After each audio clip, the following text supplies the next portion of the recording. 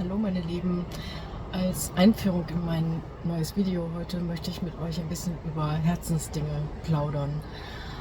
Wir sind hier an diesem wunderschönen Strand in Griechenland. Ich gehe mal ein bisschen zur Seite, dann könnt ihr das vielleicht sehen. Und wir sind hier schon oft gewesen, früher zu zweit alleine, dann mit unseren Kindern mehrere Male. Die haben hier schwimmen gelernt und ja, wenn man dann hier so sitzt und rausguckt und drüber nachdenkt, dann man so ein bisschen melancholisch auch. Und ja, Herzensdinge sind so Dinge, die uns alle beschäftigen.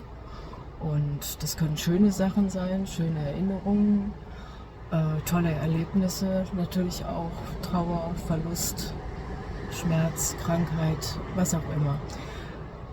Jeden bewegt natürlich was anderes und deshalb möchte ich mit euch dieses Herzensding häkeln und da wollen wir mal alle unsere Gedanken rein verhäkeln, weil irgendwo müssen die halt hin. Ja, alles hat einen Platz, alles hat seinen Platz.